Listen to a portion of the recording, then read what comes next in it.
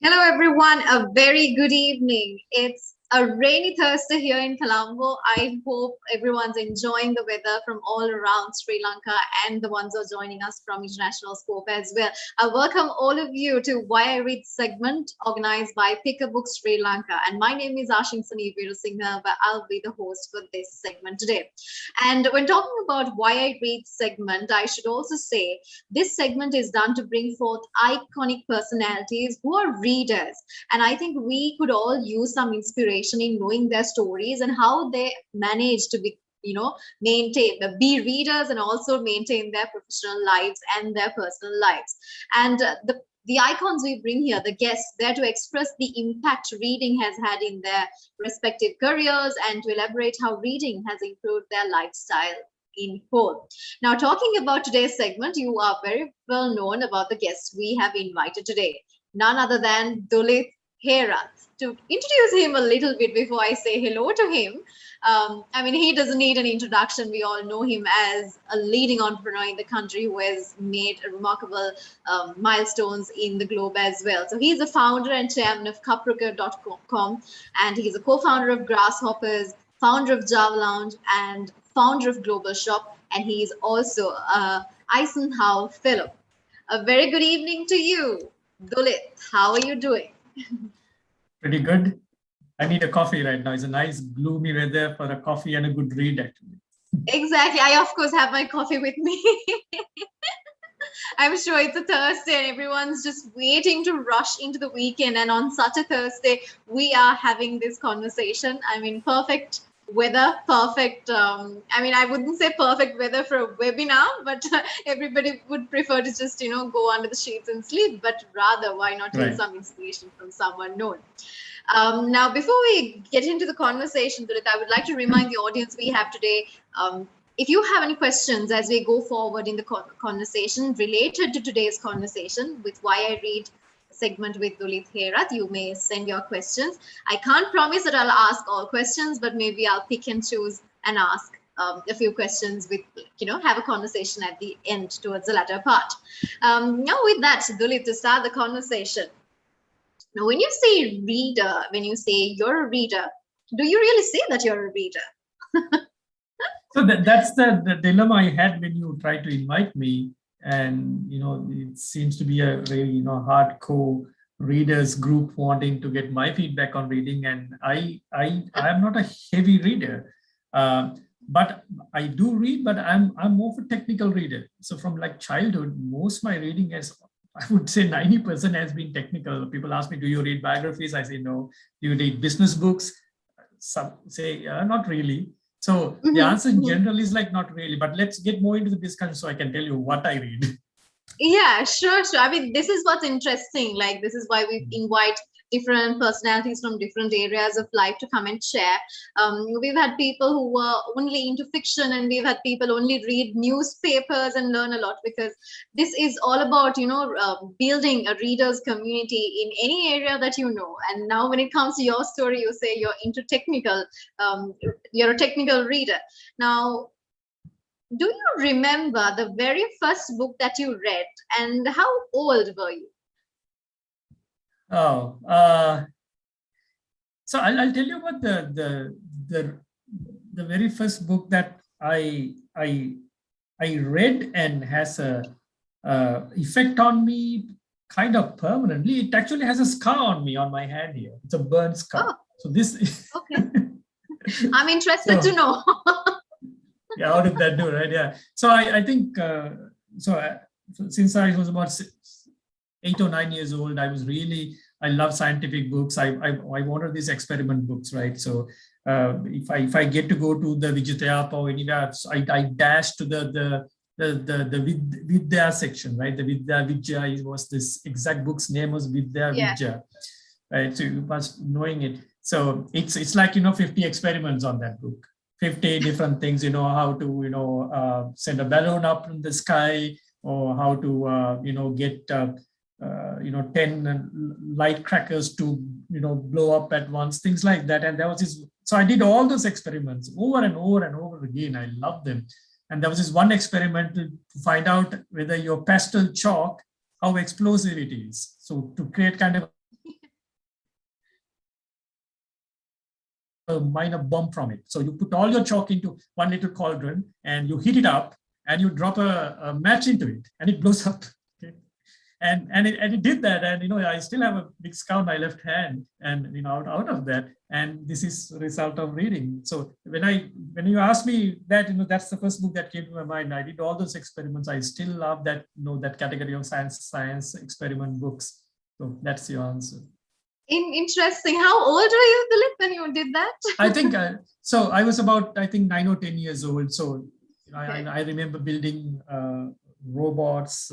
I remember building small computers, all these things from the age of 9 to 10. So about 13, 14, I was actually selling, computers that I built at home to my school friends. So it's all, very much into a geek world. Doers area, right? Yeah. It is very geeky. I mean, from childhood, I've been very geeky even up to today. I know zero sports, no social life, just very, very geeky. So along the line, is there anything that happened for you to, any particular memory that you have being a reader, or is there anything that inspired you to keep continuing, becoming a reader? Yeah, so it's just this continuous hunger for scientific knowledge. So I think my reading primarily goes into 3 categories. One is electronics, the one and that has been my start.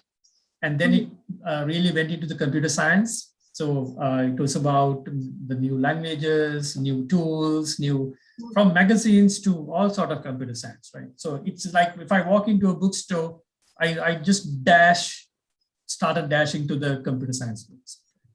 And then I think the last 10 years, I've also started really dashing into the physics sections, right? The quantum physics, primarily maths, but mostly quantum physics. I'm really fascinated by quantum physics. And now also latest more into business transformation. So finally, I'm coming to business. Yeah, that's what finally. Yeah, it should have worked the other way around maybe.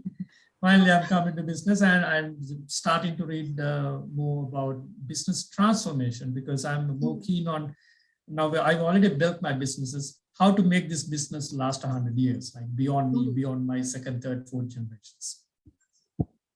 Interesting. So those are the 4 categories. Yeah. Yeah. Now, as you grew up with time, let's talk about the entrepreneur side a little later. Did reading had any impact? Now you have gone into different areas in reading also in your area, interest areas. Had this have any impact on your personal life? How has it shaped? So, okay, good question. So, there are different types of entrepreneurs. There are entrepreneurs who are good at making money. There are entrepreneurs who wants a stage to show their innovations. There are entrepreneurs who are, maybe, social entrepreneurs. Like, if you take Mr. A.T.R. who builds Sarodaya, he loves creating impact, right? So if you take all those flavors of entrepreneurs, what gets me going is when I see an innovation work. Okay, so it's like really Kapruka was a stage for me to show those innovations like a magician coming and saying, hey, look what I created here. This when you do this happens, right?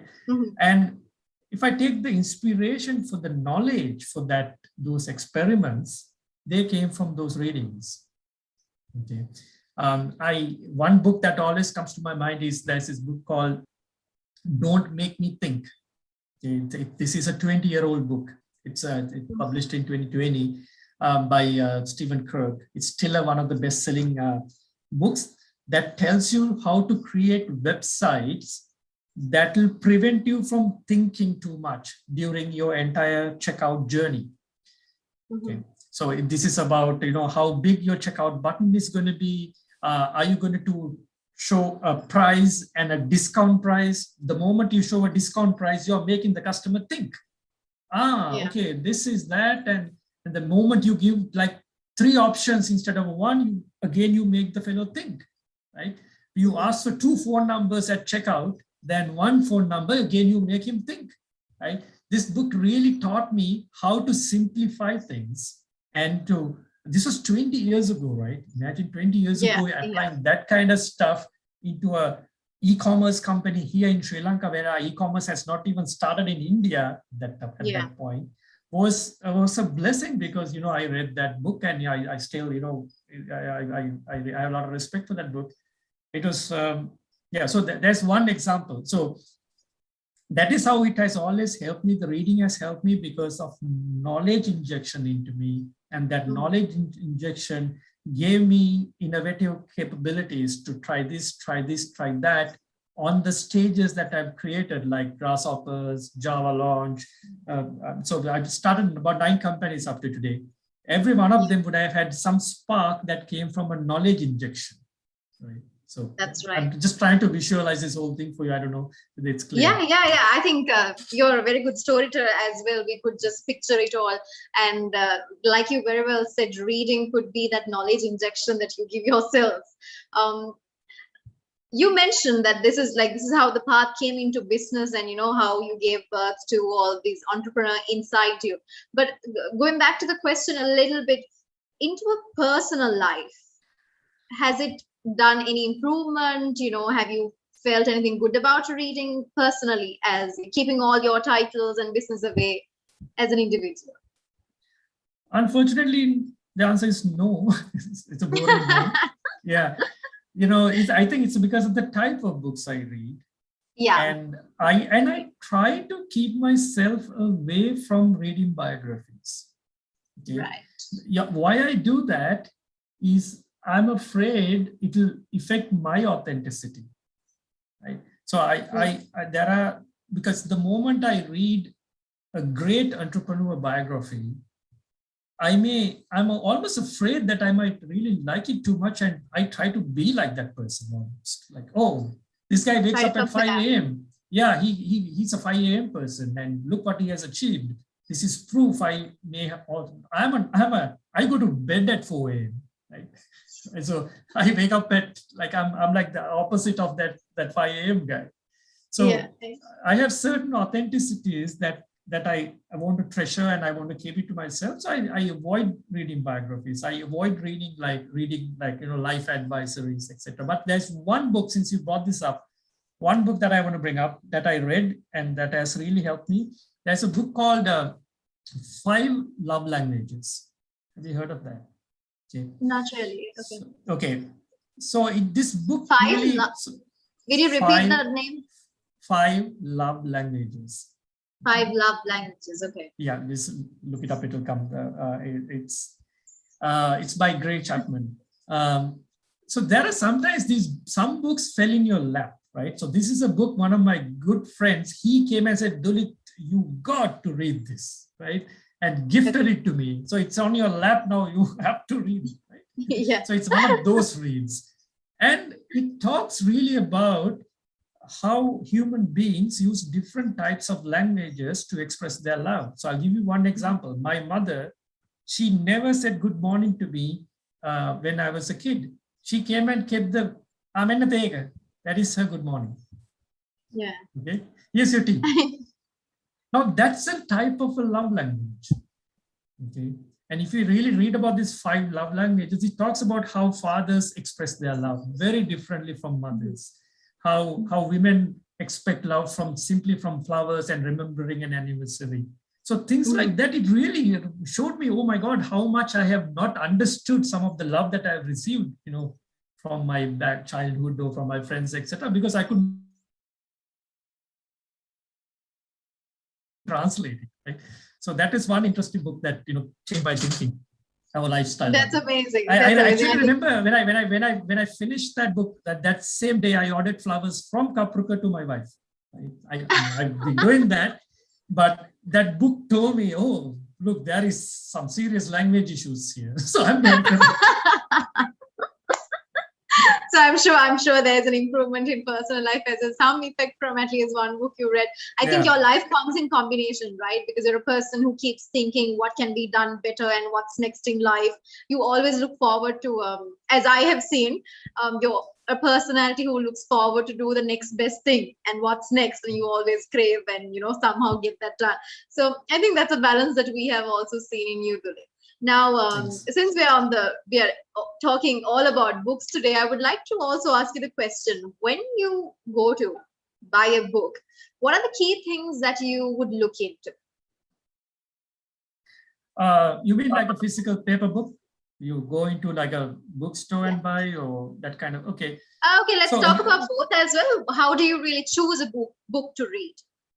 Right. So these days it's always, first thing is I need to have an interest on the topic. Again, I'm going back to my knowledge seeking mode for a book, right? So these days I'm very much interested in a technology called a tool called TensorFlow that is built by Google to give artificial intelligence capabilities to e-commerce ventures free of charges and open source things. So I'm like really digging out the best book and the best resource for that. So once I know that keyword TensorFlow, I know what I'm looking for. Then it's a matter of shopping, and then it's a matter of reviews. Now the problem with the reviews is you sometimes don't find enough reviews for great books. There are books that was just released a month ago. There's not enough reviews to tell it, but I don't want to miss that. It's probably the best book out there as well. So I sometimes buy about 2 or 3 books in one go for that topic. And it's almost kind of a gamble. And once you have it on your table, you kind of glance through it and okay, this is 10 times better than the other 2, right? And yeah, so I order all 3, because if I order one and try to get the other later, it kind of never happens. So I order all 3 and go at it. So how do you really find time? We know you're a busy personality, busy body, managing so many businesses at the same time, and it all runs in parallel lines like a railway track. How do you really find time to read? That's the biggest one. So I have certain hacking tools. So this one, for example, this is called a focus cube. Okay. So it has 1 hour, minutes, 20 minutes, like that, and you keep it at 60. That means for 60 minutes, I do nothing but read that book until it beeps back at you. It actually beeps back in 60 minutes, because there's so much of noise these days. I mean, from your messengers to the 100 tabs we have up open here, it's so easy to get distracted, get up and go and do something else and come back to it. But this cube really helps me. And even when I'm doing certain other stuff that needs 0 distractions, I put it up as, okay, 20, 30 minutes. Even when I have a meeting, I put like 15 minutes, that's it. It beeps, I'm done. So I need this kind of assistance, because I'm otherwise so scatterbrained because of all the digital noise these days. I think that's something really interesting. This is something I have personally also been, have been struggling to find time to read. It's crazy. Sometimes you actually train yourself to wake up in the morning and do 5 things, read, write, listen and meditate, all of these things. But somewhere in the line, reading is something that I always. So is this cube something you can buy from Kapruka? No, get it from Amazon through Kapruka on Global Shop. This is $20. It's nothing high tech, right? And I actually got like 20 of these and gifted to all our managers here, and they all love it.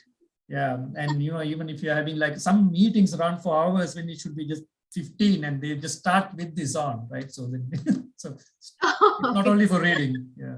Yeah, that's interesting. I mean, we usually keep the alarm in our phone, but then when we take the phone, we see 100 other work, we get messages, all the apps come in. So I think we can all keep the phone away and stick to a cube. So I think it's the human brain, especially the male brain, is known to be programmed to do only one thing at a time. And the moment you open a different tab or even, distract yourself, it takes a lot of time, especially for the males, to catch up, get your brain back to the same point where you were before you left. So it really makes you inefficient, right? So this has been a great tool. We're talking gadgets now instead of books. So. Yeah.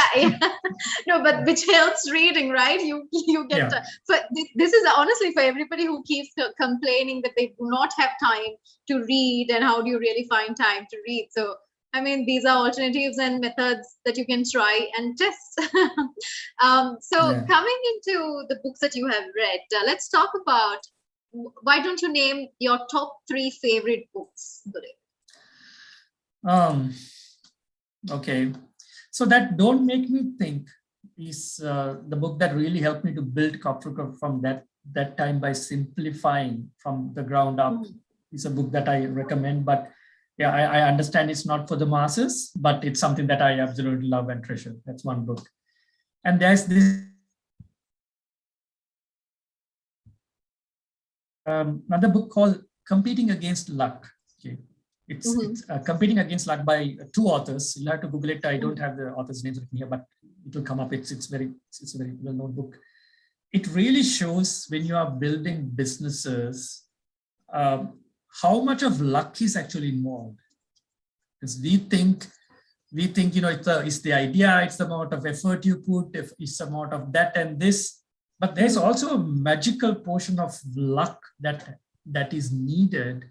And this book has really given me a new perspective. Sometimes you have a gut feeling, right? Your gut says, no, do option A, and your rational brain says, no, take the blue pill, right? So now, so how about you listen to that kind of, this book has really helped me to listen more to your gut, and then sometimes the rational brain, but you have to, it's all an art on its own. So Competing Against Luck is one book. You said 3 books, right? Another book that I'm reading right now, which I love, is called Working Backwards by Amazon. Okay. It's actually written by 2 ex-Amazon executives who's been there for years, who has really been with Amazon from the beginning. So why it talks about working backwards is about, we sometimes we work forward, right? Imagine I want to build this pen. Okay, I immediately start thinking about, okay, how to get the plastic done, how to get the branding. I kind of start from a journey. These guys entirely say, okay, you have the pen. Now what's the next step? How do you go back and build this pen? Or let's say I want to do $2 million of sales next week. That is my goal. And I start immediately from there, building it backwards. And Amazon has done this in a great way. That is how they have scaled so much, because they have built that company almost backwards. And it was very interesting, and it's a great book. So those are the 3. Amazing. I think along with the 3 books, you also gave the takeaways out of the books as well, which was pretty interesting. If anyone's interested out there in the audience, you can also go through the books and read them all. Now, Dulith, when it comes to reading, certain people stick to one language, and there are people who try to improve their language, different types of languages, by reading different language books. Is there any particular language that you read books in, or do you vary with time? I read in Java and C++. Oh my God. No, I only read in English, and I wish actually I was very good at similar writing until like A-level time petitions. But when it comes to, because my main reason for reading is the knowledge seek, and I'm so hungry to get that knowledge, I end up reading the English books, because that is where I find it. So if I want to read about quantum physics today, or about TensorFlow in Google and things like that, I can't find the material in Sinhala. So therefore, by default, it's English. English. Now, when it comes to English, as Sri Lankans, a lot of people start reading English books from different corners of the country. They say, by reading books, it really helps you to improve your language. What is your point of view about this? Yeah, it's a no-brainer. I mean, your vocabulary really comes from it, and you quote, and more than your language, you have a lot of reference that comes up.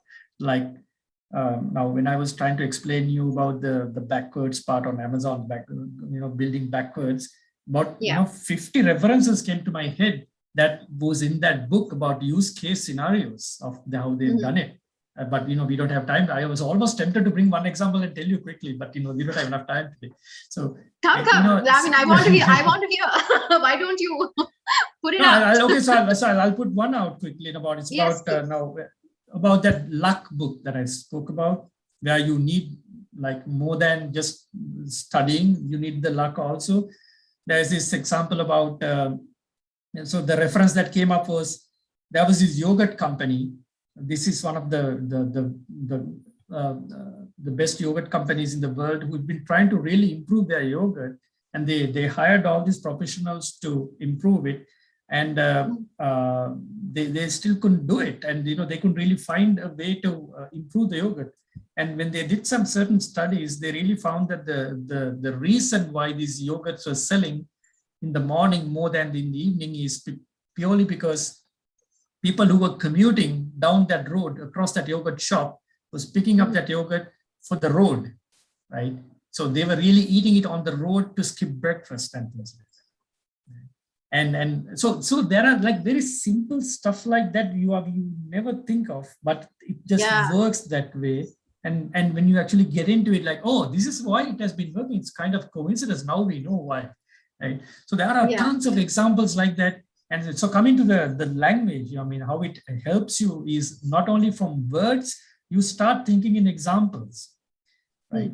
So when this kind of a problem happens in a board meeting or at a conference in the office, I'm thinking in yogurt terms now, right? I'm not thinking in, I'm thinking in, suddenly these references become your words, these references become your language, right? I mean, at the end of the day, inside your brain, it's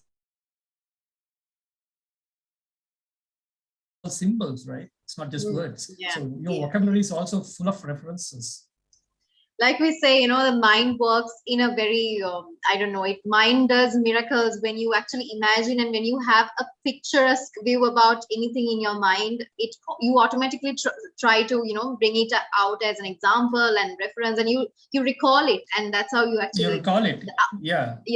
Like I mean, it's why my hands are running. I mean, you tie my hands to my back, I will not be able to speak. Yeah. Right? So we are trying to show these references, and we think like so just like that, Dulith, when you read these certain books that you are interested in, were there any moments or any takeaways or any moments when you were reading, it triggered, oh, this is something I want to do? And is there anything as such that you applied into your businesses as an entrepreneur? Yeah, a lot. I really can't remember any specific ones right now, but I'll tell you, but I try not to get overexcited about them.